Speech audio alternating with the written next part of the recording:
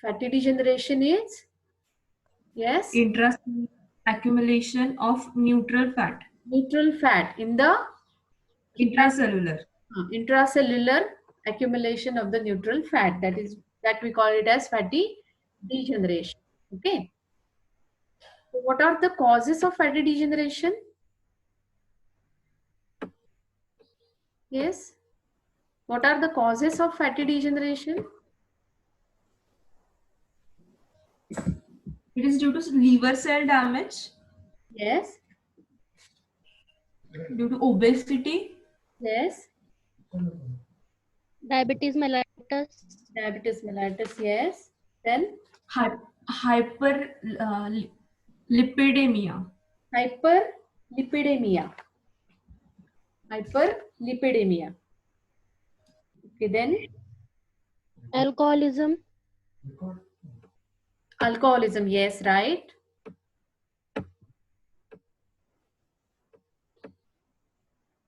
Yes. Any other conditions? The first and important cause of fatty degeneration is hepatotoxic agents. Okay. What are the hepatotoxic agents? Yes. I told you yesterday that is certain bacteria or viruses or any chemicals, they can cause, Poisons. yes, poisons. That comes Alcohol. mainly viruses and bacteria. These are the hepatotoxic agents. Okay. We call them as hepatotoxic agents. So after bacterial or viral infection, this causes that is neutral fat accumulation inside the hepatocytes. Now we are going to discuss with in fatty degeneration mainly about the liver changes. Okay. So hepatotoxic agent is the first cause. Then chemicals like chloroform, carbon tetrachloride, phosphorus, alcohol, they can cause the fatty degeneration. Then in the anemia, that is in anoxic conditions. Okay. Then cardiac failure, then the respiratory diseases, diabetes mellitus, and chronic malnutrition. These are all conditions of fatty degeneration. Okay. Bacteria, mainly bacteria or viruses, that is bacteria, diphtheria is the main, Corynebacterium diphtheria is the main cause of fatty degeneration after diphtheриal infection or after any viral diseases. Mainly, which viruses they affect the liver? Which viruses? Yes, anyone? Anyone of you? Which viruses can affect the liver? Yes, students from winter batch. What are the names of viruses? Hepatitis A, hepatitis B, hepatitis E, hepatitis C. Okay. So all these are the viruses which affects the liver and which stimulates this fatty degeneration. Okay, because the hepatocytes, they become diseased, the metabolism of the liver get disturbed. So there is neutral fatty accumulation in the hepatocytes. Okay. Now the fat accumulates inside the liver. What are the ways in which the fat accumulates inside the liver? Yes. What are the predisposing factors of fatty degeneration? Yesterday only I told you that absence of lipotrophic factor in the food, that is choline and methionine. Okay. Choline and methionine. Then in the case of high fatty and low protein diet, then after pancreectomy, And then by administration of anterior pituitary Obesity. extract, yes, obesity, that is hyperlipidemia. Okay. Increased or increased triglyceride production may causes injuries to the hepatocyte. Okay. PCODs or PCOS. No. That That is not the cause. Okay. For fatty degeneration, we are talking about fatty degeneration, no? Yes, ma'am.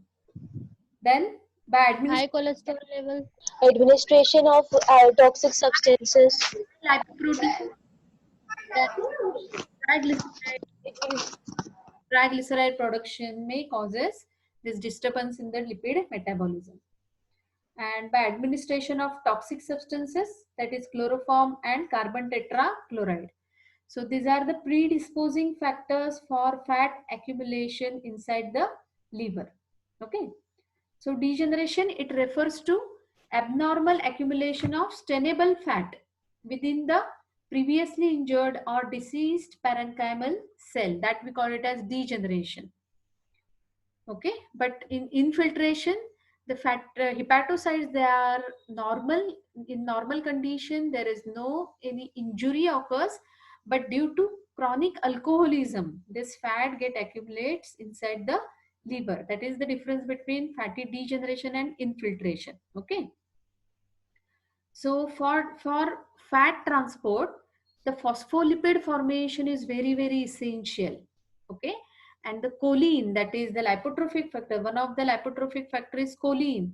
It helps in formation of phospholipids that we discussed yesterday. Okay. So the fat get deposits inside the liver. How this normally metabolism occurs? In short, that is from fat depots, the neutral fat, it brought to the liver. In the presence of oxygen in required amount, this food also with the food containing lipotrophic factor, that is choline, phosphate and methionine, this converts this fat, neutral fat, into phospholipid protein complex. Okay. So this phospholipid protein complex, it get utilized by the tissues and it gets stored. Okay, it carried towards the blood vessels and it will get transferred into other regions for storage. That is, other regions means it is the tissues, various tissues in which this fat, that is in the complex formation, this phospholipid protein complexes, they get stored. Or only phospholipid they get stored. Protein, it act as a carrier. Okay. So this phospholipid gets stored other than the liver, not in the liver normally, but with some disturbances like due to these hepatotoxic agents, that is viruses or bacteria like diphtheria. Okay. So this particular, after this infections, this fat metabolism get disturbed, or due to administration of toxic substances, or it may happens with our dietary faulty diet. Okay. Or after some surgical procedures, that is after pancreatectomy, this fat metabolism get disturbed and neutral fat get deposited inside the liver. Okay. So this part we discussed yesterday. Now today we are going to discuss about the effects of fatty changes. The effects of fatty changes.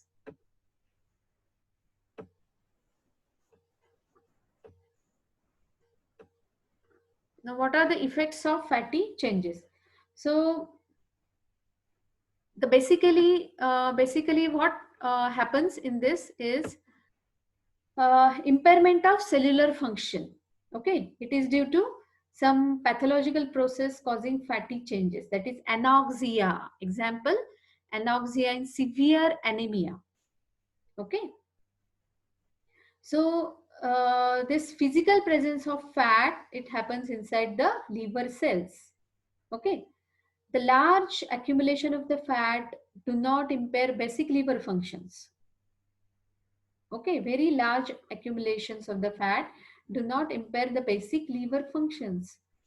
But the possible exceptions in the myocardium in certain circumstances. Okay. That is anoxia or toxic myocarditis. In that conditions, this small amount of fat also causes some changes in the metabolic functions of the cells, that is of the myocytes. whenever it get deposited in the myocardium. Okay. Then effects of fatty changes. That is, first effect is rapid or large transfusion. Rapid or large transfusion in the myocardium. That is, the myocardium it become fatty. The myocardium it become fatty.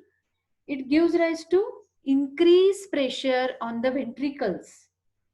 When the amount of fat it is large and rapidly get transfused into the myocardial cells, what will going to happen? There is increased ventricular pressure. So whenever there is increase on the ventricles, that is pressure of ventricles increases, the heart size, the muscle size increases because increased workload of the heart, and there is dilatation of the heart, and dilatation will ultimately going into the cardiac failure.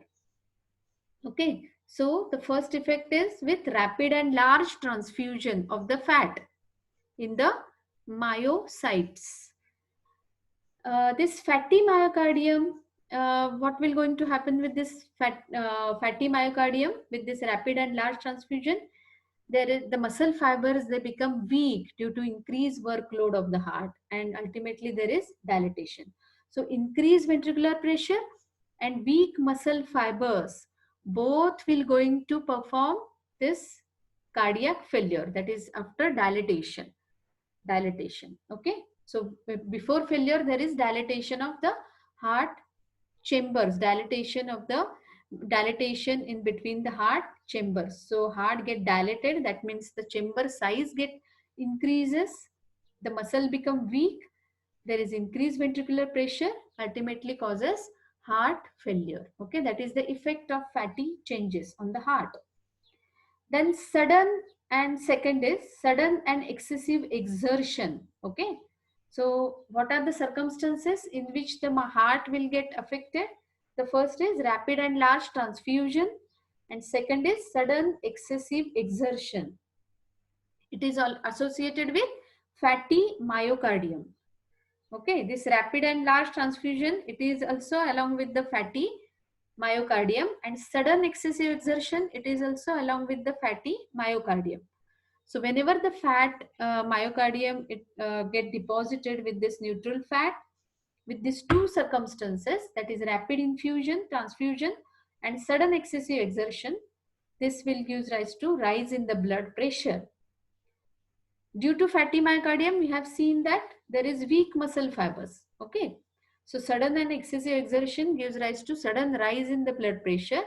So there is temporarily left-sided cardiac failure may occur, or stress on the left side of the heart may get increases, will going into left heart failure. Okay, so that is the effect of fatty degeneration on the heart. Mainly it shows the effect on the heart and or inside the liver. Okay, so what are the effects of this fatty degeneration on the liver? Okay, this is the normal slide we have discussed yesterday.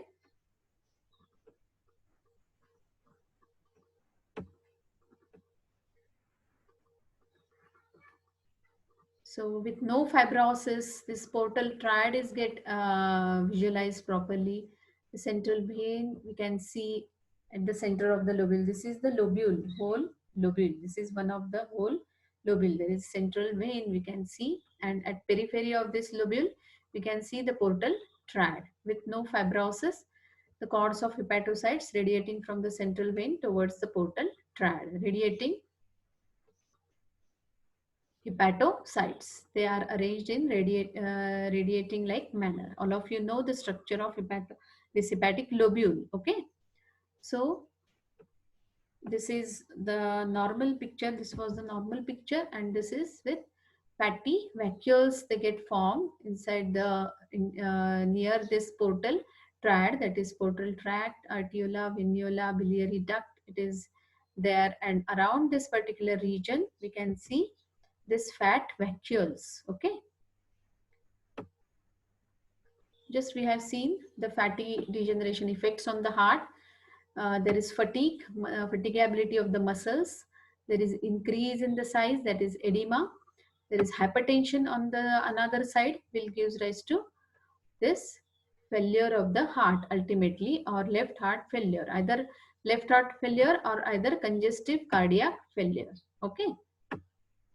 Now etiology, we have just discussed that it may be caused by the number of reasons. Some of them are toxins, alcohol abuse, protein malnutrition, diabetes mellitus, obesity, anorexia.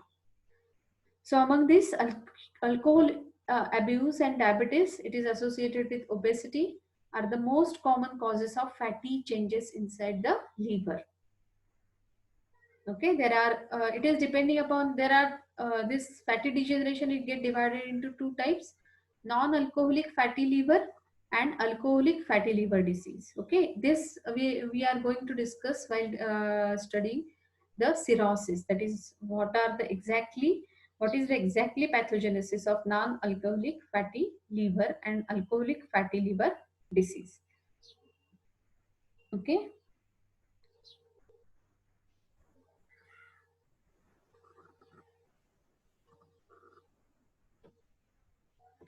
Now, this is the again one more terminology. It is given in this fatty changes of the liver, that is hepatosteatosis. This terminology is hepatic steatosis, that is fatty changes, fatty degenerative changes of the liver or fatty liver. So it is most common type of alcoholic liver disease. ALD, that is alcoholic liver disease, and it is related with moderate intake of alcohol. So there is alcohol metabolism. It is used to synthesize the liver triglycerides. Okay, triglycerides, they get accumulated. Okay, it is characterized initially by accumulation of the small lipid droplets in the hepatocytes, and there is microvascular steatosis. Initially it is characterized by small lipid droplets in the hepatocytes, and which gives rise to microvascular steatosis, and characterized later by accumulation of the larger droplets of lipids causing macrovascular type of steatosis, that is liver become enlarged, soft, greasy and yellowish in color.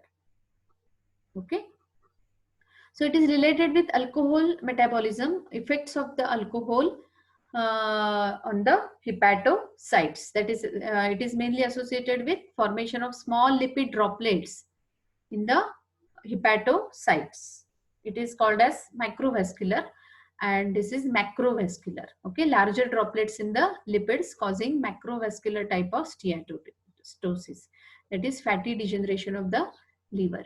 You can see here there is healthy liver, then fatty liver steatosis, we call it as, then non-alcoholic this liver disease, then cirrhosis and hepatocellular carcinoma. This is how the changes of the liver occurs.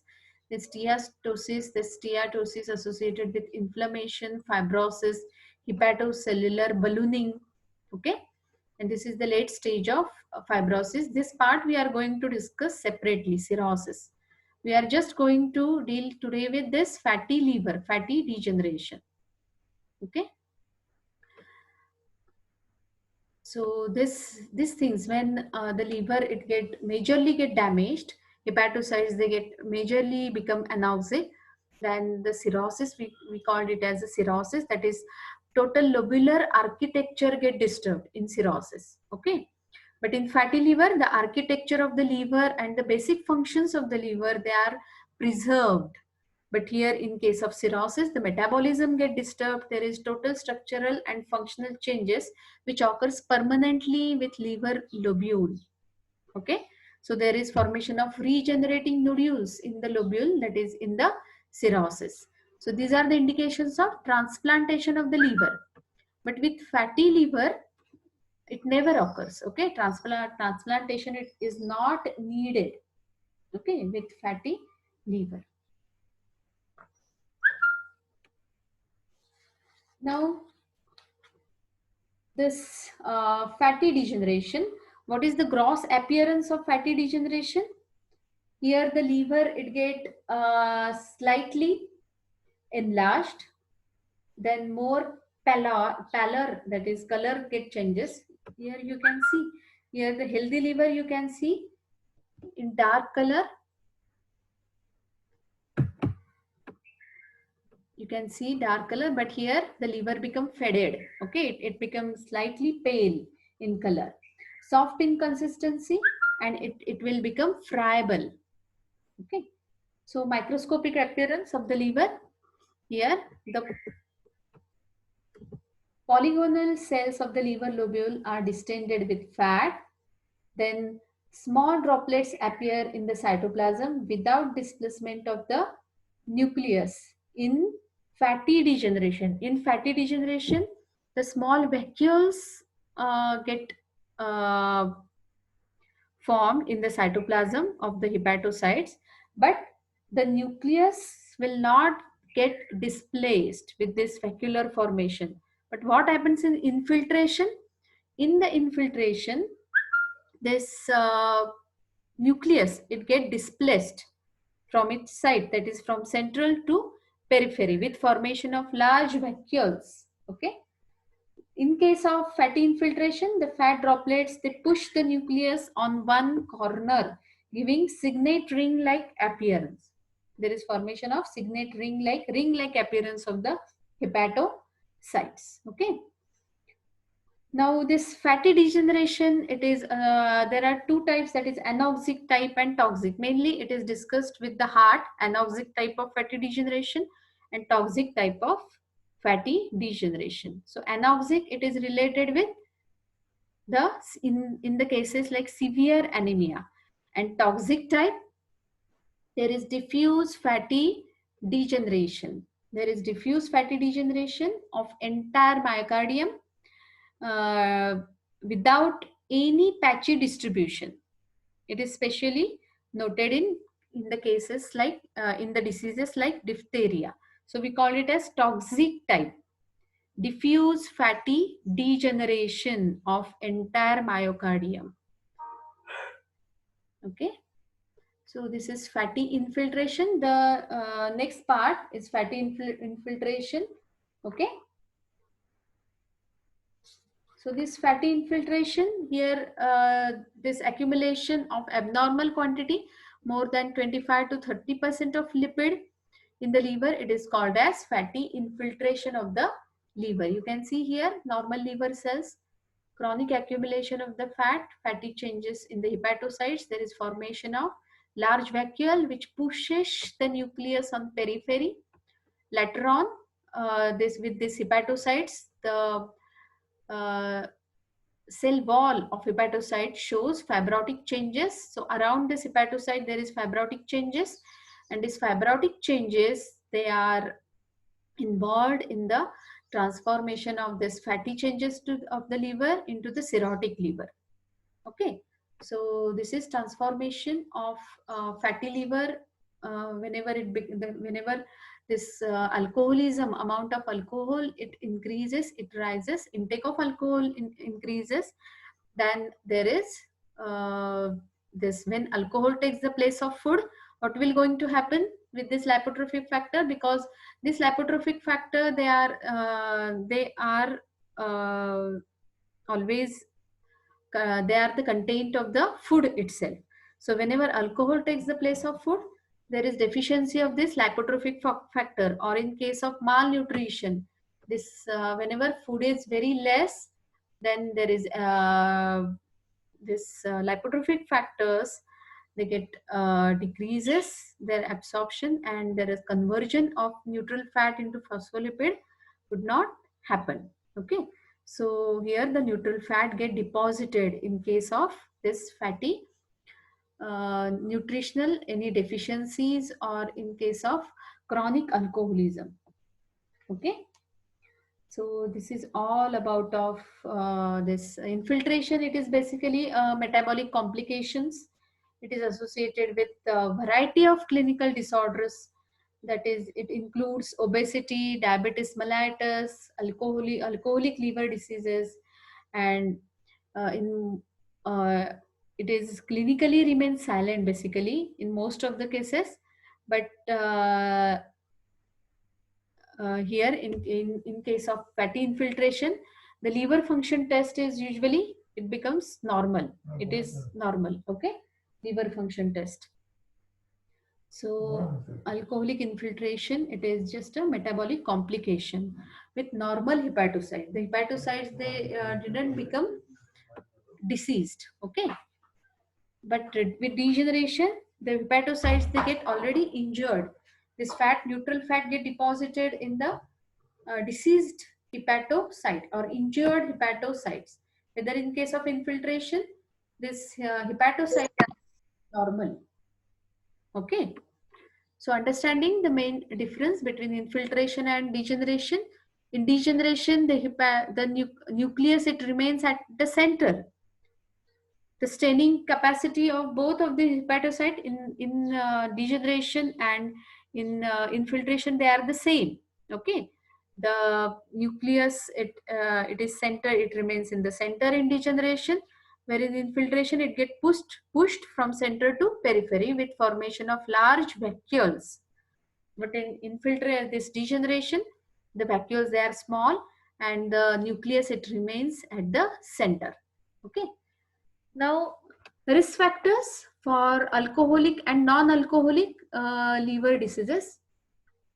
The risk factor, that is gender, whether female or male, then less physical activity, then toxins, high calorie intake, age, infections, that is hepatitis C virus is the main culprit which causes the fatty changes. Then overweight, that is BMI more than 30, and type 2 diabetes, that is associated with insulin resistance, then hypertension, heart diseases, that is wide waist circumference. All of you know now this, what is the role and what is the importance of hip waist ratio, because this diabetes is the main disease we are studying in our college from first year to last year. Okay, so various seminars and all the things.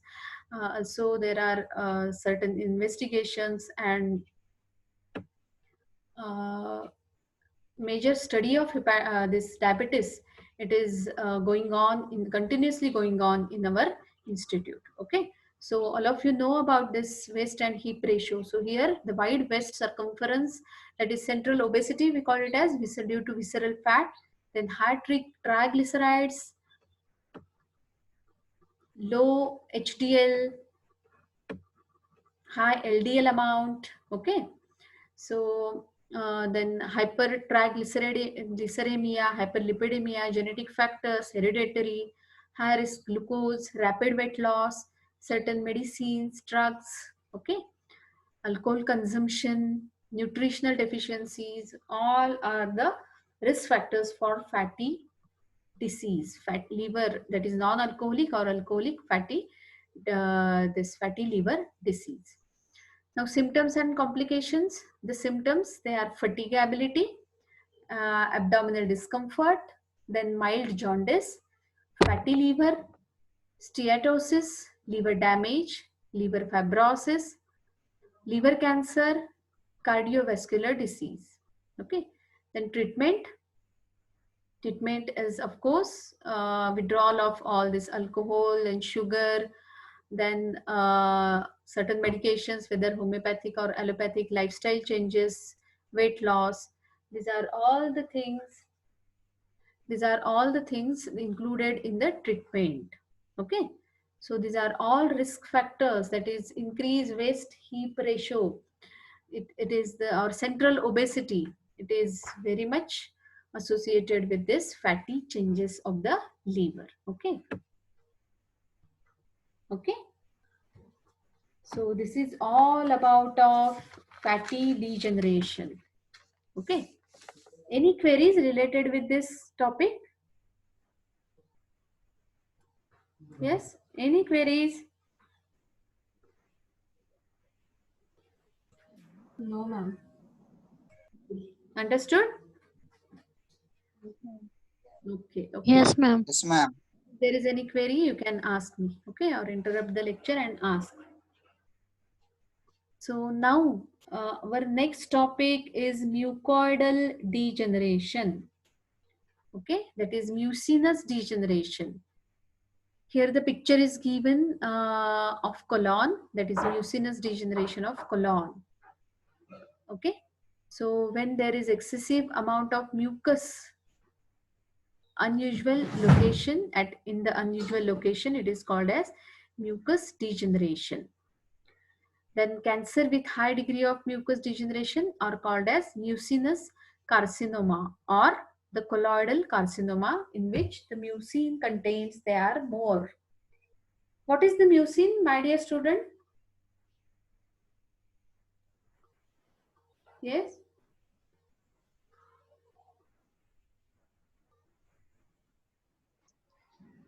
What is the Is mucin? it mucus? Yes. It is secreted by mucus gland. Yes. It is by Yes. mucus. Yes. Then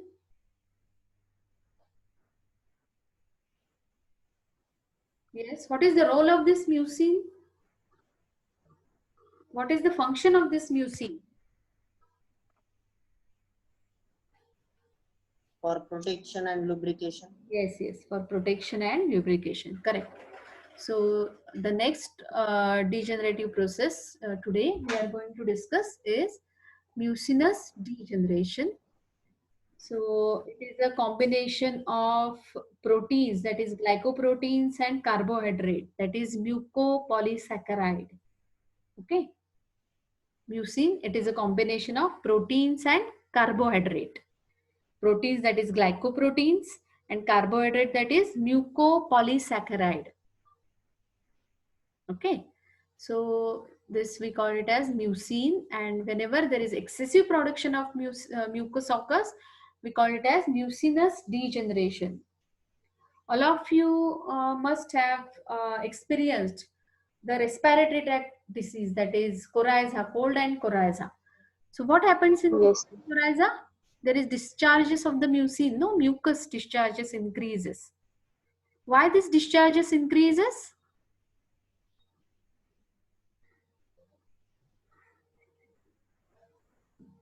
Yes.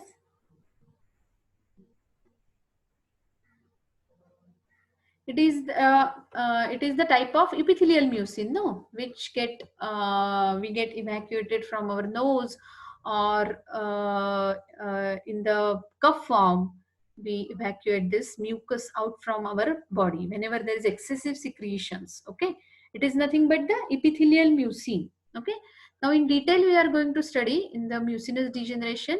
I am closing this meeting, and we will, in few minutes we will go towards our next meeting. Okay, and in that we will discuss about this mucoid degeneration, and if possible today we will going to discuss about glycogen infiltration. Okay, just like fatty infiltration we discussed, we are going to discuss about glycogen infiltration. Okay, so I'm going to close this meeting now, and we will go towards our next meeting in few minutes. Okay, I'm going to call this meeting again.